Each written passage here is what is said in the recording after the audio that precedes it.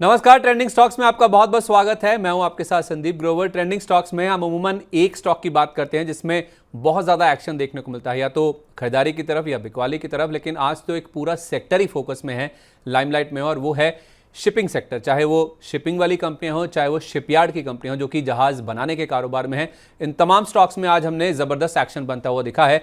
Shipping शेयरों में आज हमने देखा है 4 से 19% तक का जो अपमूव है वो आज के सेशन में देखने को मिला है।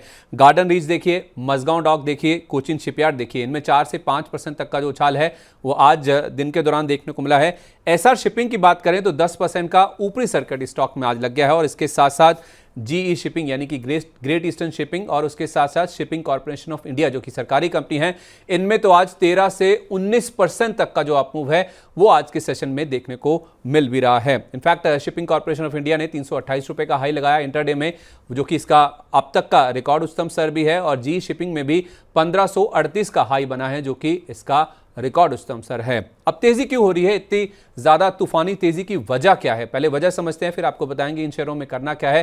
देखिए, दो प्रमुख वजह है जिस वजह से इस पूरा सेक्टर में हम देख रहे हैं कि आज एक्शन बनता हुआ दिख रहा है।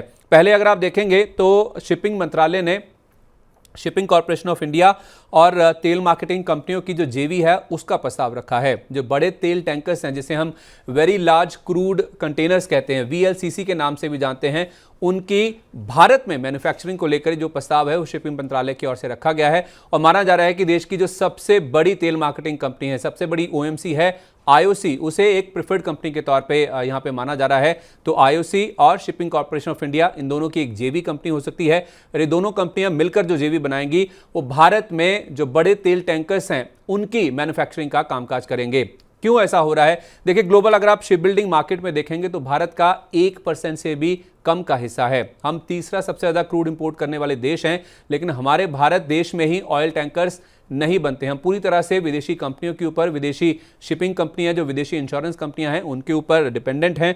और खास तौर पे अगर आप देखेंगे इस सेक्टर में, शिप बिल्डिंग सेक्टर में फिलहाल आप देखेंगे तो चाइना, दक्षिण कोरिया और उसके साथ साथ जापान का दबदबा है। तो अब भारत, हमारा देश चाहता है कि हमारे देश में भी शिप बिल्डिंग को प्रोत्साहन मिले, हम भी इस मार्केट में बड़े तरीके से आएं, और आत्मनिर्भर बनने की जो एक कोशिश, एक पहल जो है सरकार की, उसके तहत हो सकता है कि भारत में भी जो बड़े तेल कंटेनर्स हैं उनकी मैन्युफैक्चरिंग की शुरुआत की जा सकती है। और जैसे मैंने कहा, विदेशी कंपनियां, चाहे वो शिप बिल्डिंग कंपनियां हो, शिपिंग कंपनियां जो कि तेल को कैरी करती हैं, हम तक पहुंचाती हैं क्रूड उत्पादन वाले देशों से, और उसके साथ साथ जो इंश्योरेंस कंपनियां हैं उन पर जो निर्भरता है उसको घटाने के ऊपर सरकार का काफ़ी बड़ा फोकस है, जिस वजह से शिपिंग मंत्रालय की ओर से ये जो प्रस्ताव है वो रखा गया है। एक तो जो रशिया से तेल आता है उसके ऊपर, जिन शिप्स में वो कैरी होता है उस पर जो पश्चिमी देश हैं, जो वेस्टर्न कंट्रीज हैं, उन्होंने जो प्रतिबंध लगा रखे हैं वो एक बड़ी चिंता का विषय है, जिस वजह से ये जो कदम है उसको उठाने की यहाँ पे बातचीत की जा रही है। और दूसरा आप देखेंगे तो हमारे भारत में केवल 28 शिपयार्ड हैं, जिसमें से 20 निजी कंपनियों के हैं, 2 अगर आप देखेंगे वो जो राज्य सरकार की कंपनियां उनके पास हैं, और 6 केंद्र सरकार की कंपनियां हैं। इसके ऊपर एम्पेटस बढ़ाने की जो कोशिश है वो सरकार की ओर से की जा रही है, और खास तौर पे जो ऑयल टैंकर्स हैं उनको बनाने के ऊपर सरकार का फोकस है। तो ये तो बात हुई जिस वजह से आज शिपिंग सेक्टर में तेजी देखने को मिली है, ये एक बड़ा कारण है। दूसरा है बजट, जिसमें अब ज्यादा दिन नहीं बचे हैं, 2 हफ्ते के आसपास का ही समय बचा है। माना जा रहा है कि सेक्टर को लेकर बड़े ऐलान बजट में भी देखने को मिल सकते हैं। जो बड़ा ऐलान हो सकता है बजट में वो ये है कि एक 20% फाइनेंसिंग वाली स्कीम है, जिसको लेकर मियाद जो है बड़े बजट में उसको बढ़ाया जा सकता है। माना जा रहा है कि 31 मार्च 2026 के बियॉन्ड भी स्कीम को बढ़ाया जा सकता है।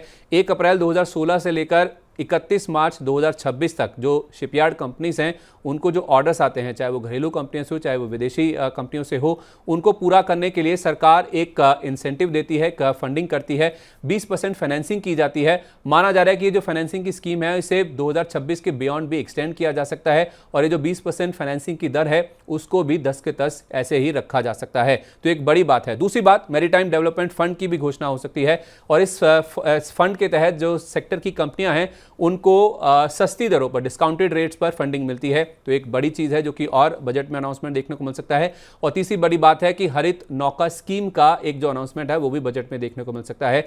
जो इनलैंड वाटरवेज होते हैं, वेसल्स होती हैं, उनको ग्रीन जो वेसल्स हैं उससे जोड़ा जाएगा, और सरकार हो सकती है कि इनके लिए कुछ इंसेंटिव्स, कुछ डिस्काउंट्स जो है उसकी भी यहाँ पे शुरुआत कर सकती है इस हरित नौका स्कीम के तहत, जिसका हो सकता है कि दिसंबर में शुरुआत होती हुई देखे, लेकिन इस बार के बजट में ही इसकी घोषणा देखने को मिल सकती है। तो दो बड़ी खबरें हैं, दो बड़े डेवलपमेंट्स हैं जिसके ऊपर आज पूरा शिपिंग सेक्टर रिएक्ट करता हुआ दिख रहा है, जिस वजह से 4 से 19% का जो अप मूव है वो इन तमाम शेयरों में देखने को मिल रहा है। अब करना क्या है, इतनी बड़ी तेजी तो इस शिपिंग सेक्टर में हो रही है, इनमें करना क्या है? हमने शरदमिश्रा.com के शरद मिश्रा जी से बातचीत करी।